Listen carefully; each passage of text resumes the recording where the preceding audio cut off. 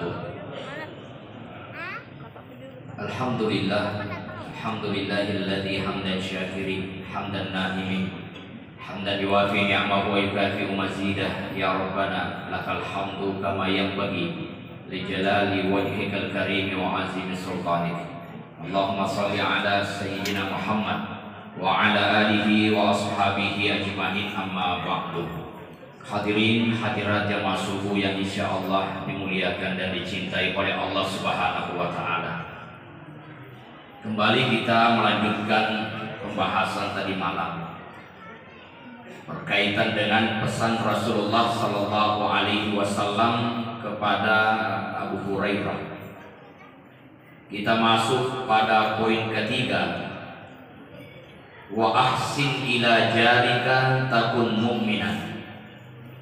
Berbuat baiklah terhadap tetanggamu, maka kamu akan menjadi orang yang beriman sesungguhnya. Maka dalam sebuah hadis Rasulullah sallallahu alaihi wasallam menyampaikan, "Man kana yu'minu billahi wal yaumil akhir falyuhsin ila jarih." Siapa yang beriman kepada Allah dan hari akhirat, maka hendaklah berbuat baik terhadap tetangganya. Di hadis yang lain, "Man kana yu'minu billahi wal yaumil akhir fala yu'ti jarah." Siapa orang yang beriman kepada Allah dan hari akhir, maka janganlah menyakiti tetangganya. Maka hak seseorang, kewajiban seseorang terhadap tetangganya, immarida utta, ketika sakit maka kunjungilah ia. Termasuk mendoakan. Salah satu doa yang diajarkan oleh Nabi, Allahumma rabban nas adhibil ba'sa wasfi anta syafi la shifaa illa shifa'u shifa'an la yughadiru saqama. Tabacangan itu malah sakit. Bahkan kalau yang sakit meminta japi-japi nekat, japi akan dibaca semua Al-Quran, mana yang mudah dihafal, mana yang mudah dibaca, maka baca. Jangan sampai kuliah tak baca dan letup, maka baca yang mudah. Bahkan saya pernah diajarkan oleh salah seorang guru saya, dan ini doa. Beliau pernah ada orang sakit kemudian datang ke rumah beliau, lalu dibacakanlah pada air. Alhamdulillah ketika dia minum, Allah berizin untuk sembuh. Yang menyembuhkan bukan air, dia adalah wasilah. Yang menyembuhkan itu adalah Allah. Datanglah saya, kira-kira pun apa yang kita baca. Di hari pertama saya datang, beliau belum mengajarkan. Di hari yang kedua saya datang, beliau belum mengajarkan. Nanti di hari ketiga, malu lesu mani. Lalu beliau mengatakan surah Al-Fatihah. Ternyata surah Al-Fatihah. Tetapi bukan hanya sekedar dibaca. Beliau mengatakan seperti ini. Ketika membaca surah Al-Fatihah, dibaca Bismillahirrahmanirrahim, Alhamdulillahirabbil alamin, Ar-Rahmanir-Rahim, Maliki Yaumiddin. Kalau yang dibaca tadi oleh Ustaz Humaydi, Maliki Yaumiddin, benar apa salah itu? Ya, benar. Kenapa benar? Ya, karena kita yakin bahwa yang membaca adalah Al-Hafiz. Tapi kalau yang membaca imam sembarangan, salah baca si jika apa ya? Nah, itu namanya riwayat Ibnu Katsir. Ya. Kalau ahli-ahli qiraat yang memang mempelajari paham bahwa yang dibaca itu adalah riwayatnya seperti ini. Sampai iyyaka na'budu wa iyyaka nasta'in. Sepuni wa yakum. Iyyaka na'budu wa iyyaka nasta'in. Dalam hati yakin hanya kepada Allah kami menyembah dan hanya kepada Allah kami memohon pertolongan. Disitulah niat, ya Allah, jadikanlah air ini wasilah engkau sembuhkan penyakitnya, lalu bisa pusing. Tapi itu kata beliau dibaca sambil menahan napas. Dibaca kedua kalinya iyyaka na'budu wa iyyaka nasta'in sambil yakin bahwa Allah yang kita sembah dan Allah yang kita mohon pertolongannya, Allah yang menyembuhkan, bisa pusing. Diulangi 3 kali, bisa pusing sampai terus akhir. Walau dolin amin isapun. Saya tanya, biasa aku nggak sepuluh? 4 kali. Biasa mau masak putar. Biasa mau, terutama ibu-ibu riolo masak pun. Akan masak pun dapur. Oh. Nah itu dibaca. Alhamdulillah ketika ada orang yang minta Pak Ustaz tolong doakan, tolong bacakan di ayat itu yang saya pakai. Alhamdulillah dengan izin Allah, Allah yang maha menyembuhkan. Itu doakanlah orang. Apalagi kalau orang sudah minta tolong doakan saya, doakan dia. Nah, mengunjungi sambil mendoakan. Lalu kemudian wa imma tasya'iyatan, ketika meninggal engkau antarkan dia jenazahnya. Hanya saja banyak orang yang mengantar jenazah itu ceritanya luar biasa. Bahkan duduk di atas kuburan. Rasulullah itu melarang kita duduk di atas kuburan. Maka Nabi menyampaikan andai kata ada pilihan duduk di atas bara api dan duduk di atas kuburan, aku memilih duduk di atas bara api. Nah kita ini duduk di atas kuburan sambil merokok 3 batang. Biasa begitu. Ya. Itu adalah hal yang dilarang oleh Nabi. Maknanya apa? Dia hormati orang-orang itu. Meninggalnya pun dihormati, apalagi hidupnya. Nabi SAW ketika melewati kuburan, mendapati bahwa 2 orang di kuburan ini lagi disiksa oleh Allah. Lalu Nabi berhenti.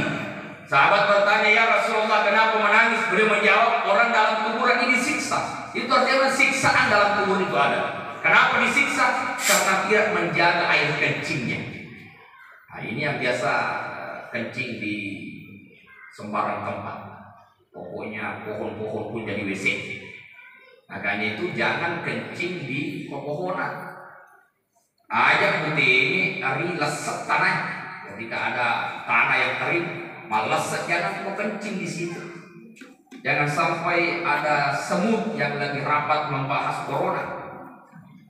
Lalu kau kencingi, pasti dia berteriak tsunami datang. Ya, itu makhluk Allah. Ini yang tidak membersihkan air kencingnya. Makanya kalau sunnah Nabi itu kalau lagi buang air kecil supaya kencing itu bisa keluar, itu masih metik. Ya, berkata dulu. Tapi kalau mendengar berdehem tetangga, ada sih makan temis sih. Temis sih. Nah itu untuk mengeluarkan air yang masih kencing yang masih tersisa. Yang kedua, orang ini disiksa oleh Allah karena mengadu domba sesamanya manusia.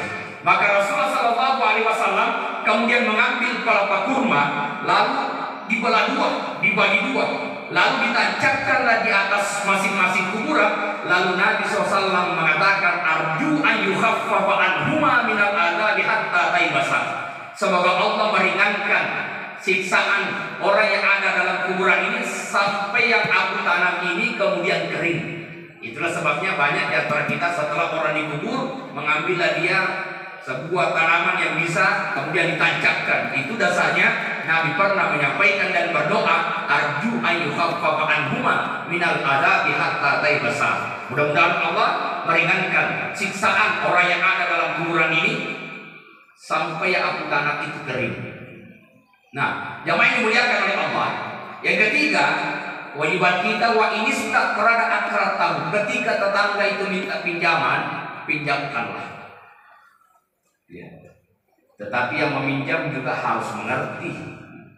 Ada banyak orang yang pinjam motor, habis bensinnya baru dikasih kembali. Ya. Dia pinjam mobil, bersih mobilnya orang, lalu dikembalikan dengan cara kotor, bersihkanlah itu. Tetapi ketika berbicara tentang pinjaman, maka yang harus kita hati-hati adalah riba. Kullu qardin jarra manfaatan fahuwa riba. Setiap pinjam meminjam yang kemudian mengambil manfaat, maka itu adalah riba. Ya, kita di Sulawesi ada istilahnya pakatan nigalu. Ya, gadai. Tetapi secara umum kita lakukan adalah ketika si A yang punya sawah pinjam uang ke kita selaku si B, anggaplah 20 juta. Berapa lama dia pinjam? 1 tahun. Maka yang sering kita temukan adalah si A itu mengambil hasil daripada sawah itu. Betul apa tidak? Padahal sebenarnya kalau tidak boleh mengambil keuntungan daripada yang digadaikan. Akan dalam Palestina kita karena kau ambil hasilnya. Lalu apa fungsi daripada gade itu? Mestinya yang dipegang oleh si pemilik uang adalah sertifikat sawah tadi. Kalau memang dalam waktu yang ditentukan dia tidak bisa kemudian mengembalikan, maka dia punya hak menjual dengan harga yang normal. Ya, aja membuat keliru. Nah, termasuk kalau ada masjid yang dipugar, banyak orang itu beli sengnya, beli alat-alat masjid na likiru. Ya, likiru apa kiru kufungan alat. Ya belilah, usahakan dengan harga yang normal, apalagi kalau dia adalah masjid. Maka sertifikatnya kalau dalam waktu tempo yang ditentukan dia tidak bisa mengembalikan, maka kau punya hak menjual dengan harga yang baik, lalu ambil uangmu dan sisanya kembalikan kepada si pemilik sawah. Ya, apalagi kalau dia sistemnya saya pinjam uang 2 juta, oke, saya pinjamkan 2 juta tapi kembalikan 2.500.000. Nah, itu jelas riba. Didahului perjanjian. Tapi kalau ada orang atau tetangga yang pinjam uang 3 juta, dalam jangka waktu 2 bulan dia datang membayar. Tapi pagi ini utang saya 2 juta. Saya tambahkan lagi 3 juta, 5 juta. Kenapa ditambahkan? Itu adalah ungkapan terima kasih. Boleh diambil, boleh. Kenapa tidak didahului perjanjian? Masalahnya, pernahkah Bapak Ibu menemukan orang yang dipinjamkan seperti itu modelnya? Tidak ada. Nabi yang mau mana bicara tak minta, joko mau boleh minta. Namun si agama perlu. Tapi yang kebanyakan 2 bulan janjinya, 3 bulan belum terbayar. Sampai 4 bulan mereka tidak muncul-muncul. 5 bulan ketemu di pasar, Yorofi cukup. 6 bulan kita datang ke rumahnya, malah dia marah. Ini yang kebanyakan. Maka memang jarang-jarang orang kita minta tolong, dia juga antara menolong dan tidak. Nah, sebab mereka tuh ditolong, tak bunuh. Nah, ketika pinjamkanlah. Kemudian wa in aqwasa satartahu, ketika dia punya kekurangan, maka tutuplah kekurangannya, termasuk menutup aibnya. Tidak boleh aib tetangga kemudian menyebar karena kita yang menyebarkan. Tidak boleh. Kenapa? Tutuplah kekurangannya, tutuplah aib-aibnya. Itu adalah haknya. Wa in asabahu khairun hananahu, ketika dia mendapatkan kebaikan, doakan dia selamat. Tetangga punya anak lahir, alhamdulillah, doakan anaknya. Wa in asabahu musibah azzaitahu, ketika dia terkena musibah, hibur. Itu si Mega melupakan itu. Jika suruh kok, maka hiburlah tetangga yang tertimpa musibah. Wala tarfa'u bina'aka fawqa bina'ihi fatasuddu alaihi rin. Jangan engkau tinggikan bangunanmu melebihi bangunan tetanggamu sampai kau halangi angin masuk ke rumah tetanggamu. Itu kan indahnya Islam. Sampai bangunan saja yang bisa menghalangi angin masuk itu dilarang oleh Nabi. Apalagi menghalangi jalan masuk ke rumahnya. Angin saja dilarang. Bahkan ya Abu Dzar, isa stabah fa'aksir ma'aha. Isa stabah talmarat fa'aksir ma'aha. Jika engkau memasak, maka perbanyaklah kuahnya. Lalu kemudian niatkanlah untuk memberikan sebagian kepada tetangga. Wala tu'tihi birihim kidarika illa antudir lahu minha. Bahkan janganlah engkau menyakiti hati tetanggamu dengan bau masakanmu, sampai akhirnya aku punya niat untuk memberikannya sebagian. Sampai bau masakan tetangga pun dilarang oleh Nabi SAW. Maka Islam itu maknanya al-Islamu man salimal muslimuna min lisani wa yadi. Islam itu adalah selamatlah orang dari kejahatan lidah dan kejahatan tangannya. Lidah mampu merusak hati, sementara tangan mampu merusak tubuh. Orang Islam tidak boleh menyakiti orang dengan hatinya, dengan tubuhnya. Begitu indahnya Islam. Ya. Makanya Rasulullah itu sehat. Nabi itu umurnya 63 tahun. Hanya 2 kali sakit. Beda dengan kita umur 50 tahun. Punya alasan. Mulai dari sakit kepala, sakit mata, sakit gigi, sakit telinga, sakit tenggorokan, sakit leher, sakit punggung, sakit hati. Terlalu banyak penyakit. Nabi itu sehat, satu menjaga pola makan. Nabi makan ketika lapar, berhenti makan sebelum terasa kenyang. Kira-kira bapak-bapak begitu caranya makan? Ya agak mandi begitu. Belum lapar makan. Kalau makan tidak mau berhenti. Ya. Yang kedua, Nabi sehat karena selalu baca Al-Quran. Yang ketiga, Nabi sehat karena sedekah. Yang keempat, Nabi sehat karena Nabi itu bersih hatinya. Bahkan saya pernah membaca, tetapi ini masih saya cari apa benar atau tidak. Saya masih mencari hadisnya itu, bahwa Nabi tidak mencampurkan 2 jenis asal makanan. Kalau Nabi makan dari yang makanan laut, misalnya ikan, Nabi tidak makan lagi dari darat. Ya, misalnya ayam, tidak mencampurkan satu dari laut, satu dari darat. Beda dengan kita. Cuwi lutu nanti toh, balik nangi nanti toh, manuk makaro nanti toh. Maka jangan heran penyakit kita lasan lutu, lasan nangi, lasan makaro. Makanya kalau hadir di pengantin dan banyak makanan, itu pilihan. Ambil ikan, jangan ambil ayam. Kalau aku pilih ayam, jangan ambil ikan. Nah ini mulai dari awal sampai akhir kalau mana? Ya, karena mabur, akhirnya masih sisa.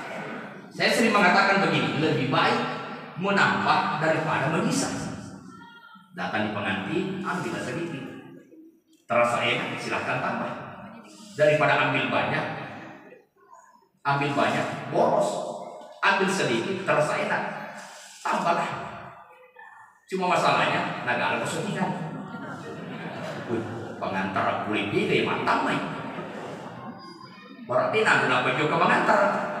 Nah itu lebih baik daripada menyisakan makanan. Nah hadirin yang dimuliakan oleh Allah Subhanahu Wa Taala. Nah selanjutnya pesan Nabi Shallallahu Alaihi Wasallam kepada Abu Hurairah, wa ahibba linnasi ma tuhibbu li nafsik takun muslimah. Cintailah sesamamu sebagaimana kau mencintai dirimu, maka kamu menjadi orang muslim yang sesungguhnya. Jika engkau ingin dihormati, maka hormatilah orang. Jika engkau ingin dicintai, maka cintailah orang. Berbuatlah kepada orang sebagaimana engkau ingin orang lain berbuat baik terhadapmu. Maka Bapak Ibu, kalau ada tamu di rumah, itu jangan beda-beda. Ya, saya sering melihat kalau si pejabat, si kaya yang datang, maka yang disiapkan itu biar piringnya pun piring istimewa. Ya, penekanya bilang. Tapi ketika si miskin yang tidak punya jabatan datang, piring plastik. Itu pun bekas Pak Buranamo. Ya, kenapa tahu? Karena di situ ada melingkar. Ya, berarti itu jangan bedakan antara yang kaya datang, antara yang miskin datang, papar padat. Ketika si anu datang, karpet bagus. Ketika si anu datang, yanumi, ini bahasa yanumi. Akhirnya yang diberikan juga adalah karpet yang biasa-biasa. Nah, makhluk Allah itu yang membedakan bukan lapangkan jabatan, harta dan sebagainya, tetapi yang membedakan adalah takwa. Innallaha la yanzuru ila ajsamikum wa la ila suwarikum wa innama yanzuru ila qulubikum wa a'malikum. Allah tidak melihat tampangmu, wajahmu, bentukmu, wa innama yanzuru ila qulubikum wa a'malikum. Tetapi yang Allah lihat adalah hatimu dan amalmu. Yang selanjutnya kata Nabi kepada Abu Hurairah, la tuksirud dahi fa inna kasratad dahi